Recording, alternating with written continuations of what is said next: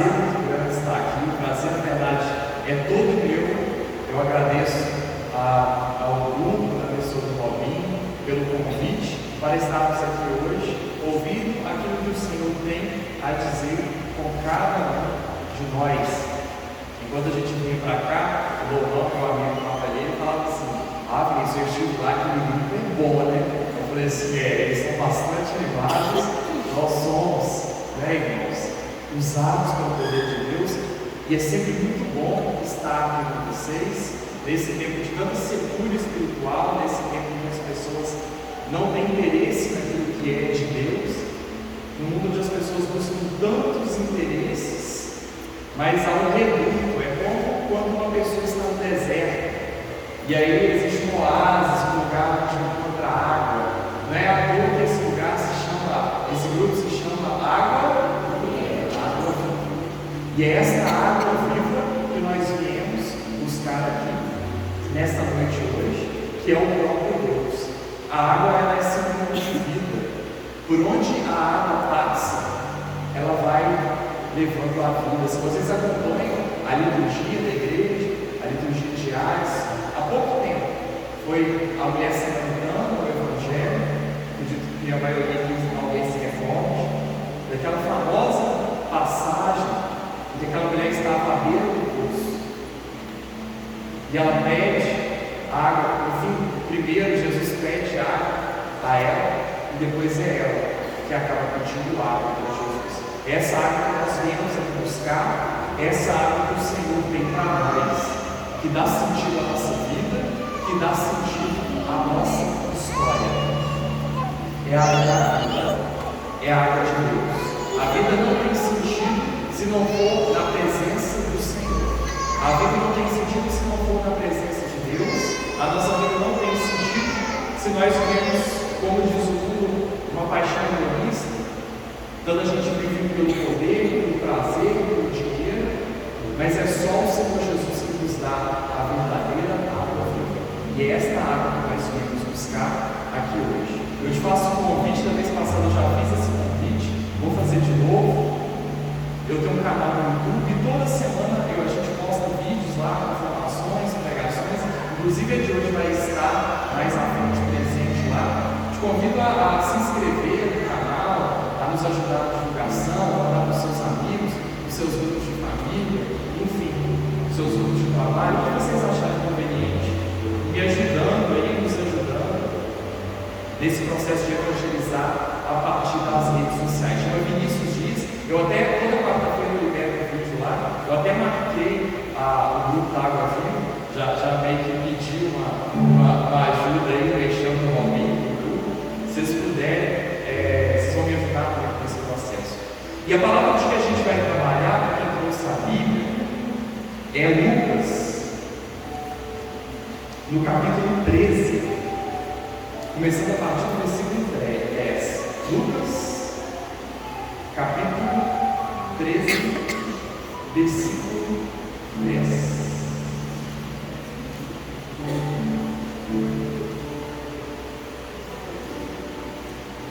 Lucas, capítulo 13, versículo 10.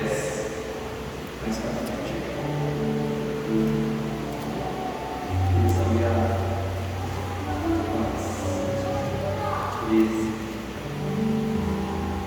Versículo 10. A cura da mulher curvada em dia de sábado. Amém, povo de Deus? Amém? Lucas 13, versículo 10. Qual a página da Maria?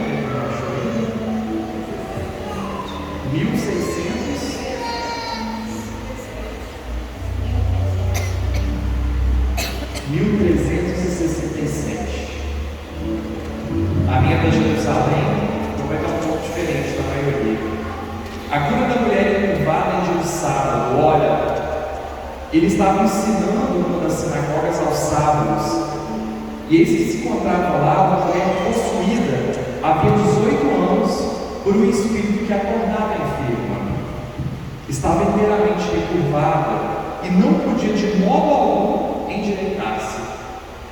Vendo-a, Jesus chamou-a e disse: mulher, estás livre de tua doença, e lhe pôs as mãos. No mesmo instante, ela se endireitou e glorificava a Deus. Essa palavra é bastante interessante.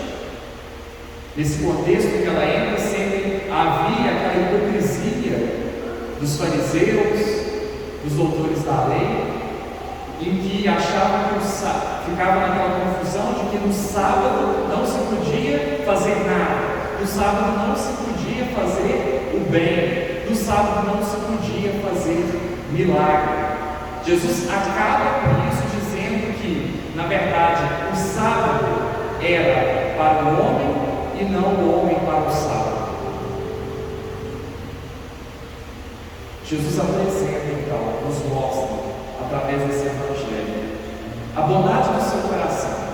O cristianismo é a religião do milagre. Tudo no cristianismo é milagre. Não que o milagre seja aquilo que é mais importante para cada um de nós, não que o milagre seja aquilo que é mais importante na nossa relação com Deus, mas o cristianismo é, por natureza, a religião do milagre. Tudo aqui é milagre.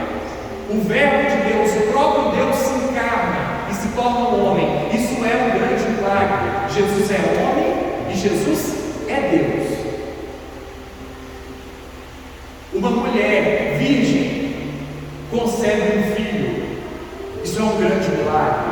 Jesus, ao longo de todo o seu ministério, vai fazer milagres, transformar água em vinho,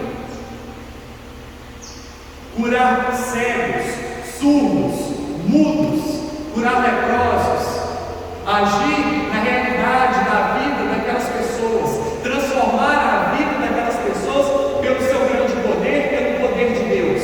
É um Deus bom. A palavra diz de uma maneira muito bonita que Jesus não aguentava ver uma pessoa doente que ele ia curar. Tamanha a bondade e a misericórdia do coração de Deus. É ponto fundamental na compreensão do cristianismo. Esse amor profundo, esse amor apaixonado, esse amor misericordioso de Deus por nós, que muito superou a justiça. A misericórdia superou a justiça. E Jesus é amor, e Jesus é misericórdia. Obviamente é um Pai justo e bom, mas para além de justo, Ele é misericordioso. É misericordioso porque não merecemos o amor de Deus, não merecemos a bondade de Deus, somos miseráveis, somos pecadores, mas ainda assim o Senhor insiste em nos amar. Apesar de todas as nossas misérias, o Senhor insiste em nos convidar até este local. Apesar de todas as misérias, dia após dia, em todos os lugares do mundo, domingo a domingo, a Eucaristia é celebrada neste local. Domingo a domingo, pão e vinho, miraculosamente, vivem o processo da transubstanciação e se tornam o corpo e o sangue de nosso Senhor Jesus Cristo. Ao longo de toda a história da igreja, a quantidade de milagres que aconteceram, que ocorreram através da vida dos santos, que Deus fez por intermédio da intercessão dos santos, é grandiosa. O próprio processo de canonização requer, obviamente, ao menos 3 milagres, 2 a 3 milagres, vai depender um pouco, mas pelo menos 2 milagres para o processo de canonização. O cristianismo é a religião do milagre. É um Deus bom, é um Deus que olha para nós, é um Deus misericordioso, é um Deus bondoso, que não é indiferente à sua dor, que não é indiferente ao seu sofrimento. Independente se é sábado ou se é domingo, Ele faz o bem. Ele nos traz o amor, a misericórdia, o perdão e a bondade. Eternamente está o Senhor, dia após dia em nossa vida, derramando sobre nós mais bondade, mais misericórdia, mais carinho e mais amor. Entendamos por primeiro este grande amor de Deus por nós. E não foi diferente nesta palavra, em que havia uma mulher que estava enferma, encurvada. Essa mulher era perturbada por um espírito infernal, por um espírito diabólico, e era doente por causa da ação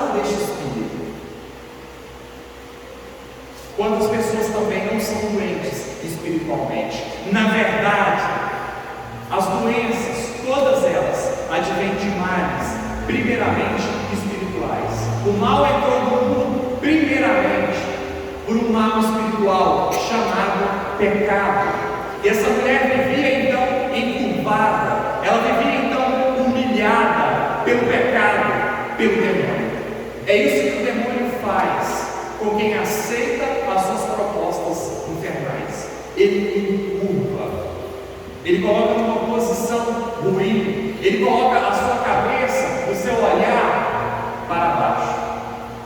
Existe um santo da igreja que diz que Deus só poderia se encarnar através em um homem, não como outro animal, mas como homem, pelo fato do homem ser reto. Pelo fato de sermos retos, nós conseguimos olhar para frente, nós conseguimos olhar para o céu.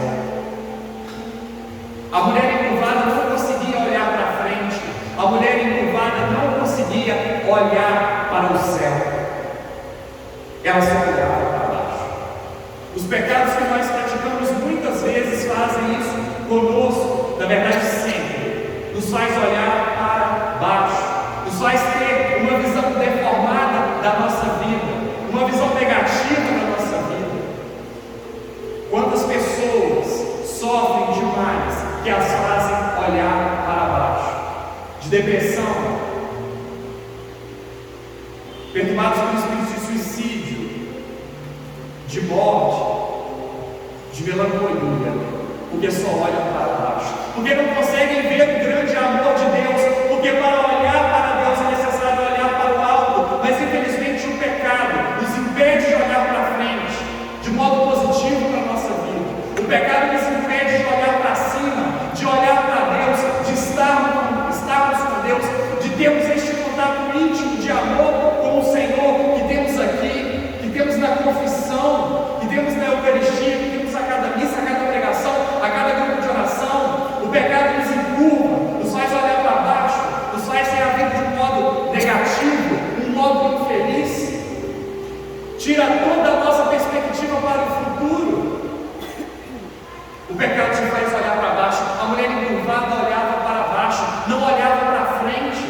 Mas em nome do Senhor Jesus, rezamos nesta noite para que você consiga olhar para a sua vida de modo esperançoso, acreditar que as coisas vão melhorar. Para de olhar para baixo, porque é o pecado, é o mal, é o demônio, é o mau espírito que tem te feito olhar de maneira negativa para a sua vida, te fazendo pensar que as coisas não vão dar certo, te fazendo pensar que as coisas não vão progredir, te fazendo pensar que a sua situação é essa, que no seu trabalho as coisas não possam melhorar, que a sua situação não possa melhorar, que essas dívidas nas quais você está imbuído e você não consegue sair, que você não pode vencê-las.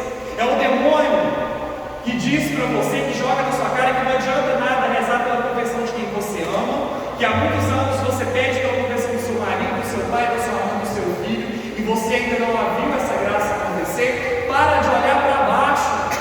A cura que o Senhor quer fazer em nós, nesta noite de hoje, é esta cura do nosso olhar, dessa nossa coluna vertebral, dessa nossa base, dessa nossa sustentação. O demônio não pode mais te fazer olhar de maneira negativa para a sua vida. Não aceite que o demônio te faça olhar para baixo, mas em nome de Jesus eu quero te dizer, Jesus curou no sábado, Ele quer te curar hoje na quarta-feira. Para de olhar para baixo, para de ter essa visão negativa, essa visão triste, essa visão corrompida da sua vida. Eu não presto para nada, eu não sirvo para nada, ninguém gosta de mim, eu estou sozinho no mundo, ninguém me ama, ninguém me quer. Para, o Senhor te ama. Existem pessoas maravilhosas ao seu lado, basta que você consiga enxergar e ver isso. Para de comer a lavagem dos corpos e volta de novo para a casa do Pai. Para de aceitar qualquer proposta. O Senhor tem um namorado, uma namorada boa para você. O Senhor tem um casamento bom para a sua vida, algo que te vai fazer bem. E se Ele não tem um casamento, entenda que é melhor para você que você não se case. Meninas, rapazes, moças e rapazes, não fiquem desesperados. Eu preciso arrumar alguém, eu tenho que... Não! Olha a quantidade de casamento infeliz que existe neste mundo. Para de achar que a sua vida só pode se basear em casamento. E aí qualquer coisa que aparece, você quer de qualquer modo casar e namorar, e não aceita perder, porque já está passando meu tempo, eu já tenho 30 anos, eu preciso casar. Não, você não foi feito para o casamento, você foi feito para ser santo. Se havia um casamento ou não, que o Senhor Jesus decida por você, mas não queira decidir por você mesmo. Seja maduro espiritualmente, de modo suficiente para dizer: eis aqui a serva, eis aqui o escravo do Senhor, faça-se em mim segundo a tua vontade. Para de infantilidade, pessoal. Se uma porta se fechou, é porque era para ter se fechado. E confiemos neste poder de Deus e olhemos de modo positivo até para aquilo que aparentemente é negativo na nossa vida. Para de olhar para baixo, criatura. Quantas vezes algo de ruim não aconteceu na sua vida e você pensava: olha só, que coisa triste, que coisa ruim, que coisa negativa acabou para mim, e mais à frente você olhou para trás e percebeu: ainda bem que aquele emprego, eu saí daquele emprego porque apareceu outro melhor, ainda bem que eu sofri tal situação que hoje eu sou mais maduro, ainda bem que ela terminou comigo, que ele terminou aquele namoro comigo, aquele casamento não, mas aquele namoro comigo, porque aquilo não era de Deus para a minha vida. Vamos olhar de maneira verdadeira, de maneira real, de maneira positiva, porque o nosso Deus nos fez erguidos, o nosso Deus não nos fez encurvados. Quem nos encurva é a ação diabólica. O Senhor te fez, meu irmão, com esta cabeça sobre o seu pescoço, para você olhar para frente e acreditar que as coisas vão melhorar, mas para cima de tudo, olhar para cima, porque o maior bem é o Senhor Jesus. Repita isso: o maior bem é o Senhor Jesus. O maior bem é o Senhor Jesus. O maior bem é o Senhor Jesus. Essa é a sua base. Esse é o seu presente. Essa é a sua sustentação. Isso que é o de mais importante. É a sua relação íntima com Ele. É a sua relação de santidade com Ele. É a observação daquilo que Ele prescreve e diz como santo e bom através da Santa Igreja. É buscando ser melhor todos os dias, ajudar o próximo todos os dias, nesse tempo de quaresma principalmente em que vivemos, jejum, a oração, a esmola, ajudar o próximo, amar o próximo, por primeiro, amar Jesus e por amor a Jesus. Amemos a Deus. Olhemos para cima, olhemos para o alto, entendamos que a nossa vida, ela passa, tudo é passageiro. O seu emprego é passageiro, o dinheiro que você ganha, ou as contas que você tem para pagar, também vão passar, porque são 80, 90 anos. O mais longevo de nós vai viver 90 anos, provavelmente, talvez um pouco mais que isso. O que são 100 anos, pessoal? Quando eu penso na eternidade, o que vale a nossa vida, se não a eternidade? Se há um mundo espiritual e há, então ele é o único mundo que importa. Se há um Deus no céu e há, ele é o único que importa. As pessoas passam, as situações da nossa vida passam, mas esse Deus permanece, ele é eterno. O mundo pode dar giros, mas a cruz permanece no mesmo lugar.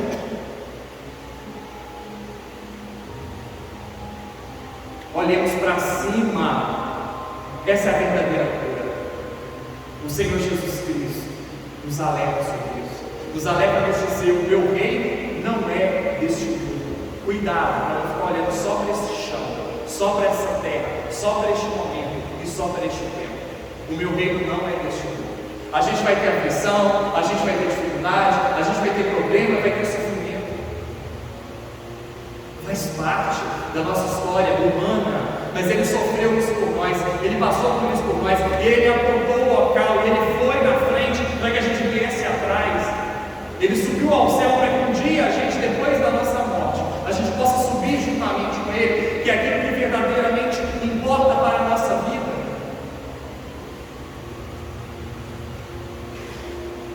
Eu acho política importante. Eu comento sobre política com os meus amigos. Eu acho sim os rumos que a nossa nação, a nossa cidade, o nosso estado estão importante. Mas seja quem for, os deputados, senadores, ou presidente, ou prefeito, ou qualquer coisa, vai passar. Só Deus permanece. As pessoas causam confusão, briga, se excedem nisso, mas passa. Só Deus permanece. Quantos presidentes do Brasil não teve? Onde estão? Mortos. E os de agora e os de agora vai morrer também. E morreremos todos. Passa. Para de olhar para este mundo, para essa realidade, e tenha a sua cabeça no céu. E tenha a sua cabeça em Jesus. E centralize a sua vida verdadeiramente em Deus. E você deve pensar mais em Deus, e rezar mais, e buscar mais as coisas espirituais, mesmo nas realidades aí do seu dia a dia, mesmo fazendo comida para o seu filho, ou dirigindo um carro, ou seja lá o que for, sempre em oração, nas pequenas jaculatórias, se você não pode, não consegue, talvez rezar tanto quanto gostaria. Santa Gema Galvani sempre dizia, sempre repetia, quando dava a hora completa: meu Jesus, misericórdia. Você que me lembra disso, gosto de responder, de repetir dentro de mim: meu Jesus, misericórdia. Vivamos essa vida teológica, essa vida espiritual, essa vida curada, essa vida que olha para frente, que acredita que as coisas vão melhorar, essa vida diferente em Deus, que nos faz ter esperança. Não importa qual for o problema, o Senhor é capaz de fazer grandes milagres. Ele ressuscitou o morto, Ele pode tudo, e nisso mora e morará a nossa confiança, a nossa tranquilidade e a nossa alegria. E se o milagre não acontecer, isso já é um milagre, porque é a vontade de Deus que precisa prevalecer, que é melhor que a sua, que é melhor que a minha. É preciso olhar para cima, é preciso buscar dia após dia, comungar mais, dentro da sua realidade e possibilidades, confessar-se mais, rezar mais, estar mais em contato íntimo com o Senhor, porque é só isso que vai verdadeiramente nos libertar da ação de Satanás. É só isso, esse contato íntimo com o Senhor, a busca do ser melhor todos os dias, a oração. O que te inculpa? O que te humilha? Porque é isso que o pecado faz conosco. Quando as pessoas vêm falar comigo que tem determinado pecado, e que elas querem sair, elas não conseguem, o conselho que eu dou para elas é o seguinte: quando você for tentado, estiver pronto para cometer aquele pecado, lembra de como você se sente depois que você pratica.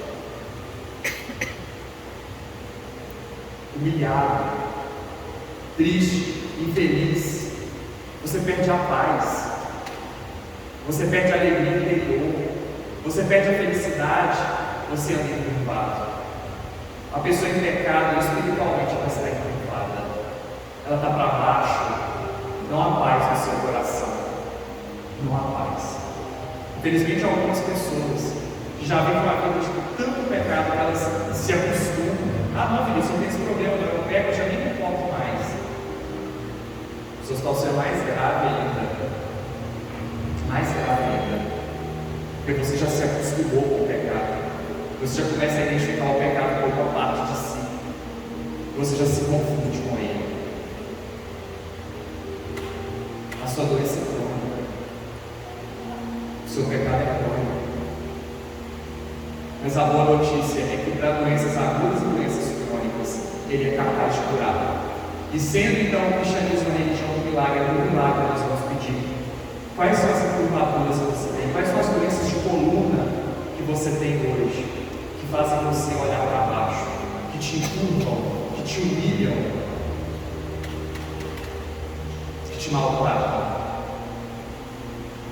Você não se identifica assim, mas você vive assim. Aquela mulher olhava para ser curvada, ela sabia que a vocação dela não era ser curvada, mas ser direita ou direitada. Qual é a curvatura da coluna?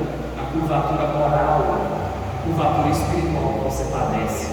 Qual espírito te perturba? O diabólico é um pensamento ruim que te perturba, uma maneira errada de interpretar as coisas, diferente daquilo que diz a igreja. O que te encurva? O que te humilha? Qual demônio tem te perturbado? É nisso que nós vamos rezar. Se o cristianismo é a religião do milagre, nós vamos rezar e nós alcançaremos muitos milagres nesta noite hoje. Amém? Então reza assim comigo. Ave Maria, cheia de graça, o Senhor é convosco. Bendita sois vós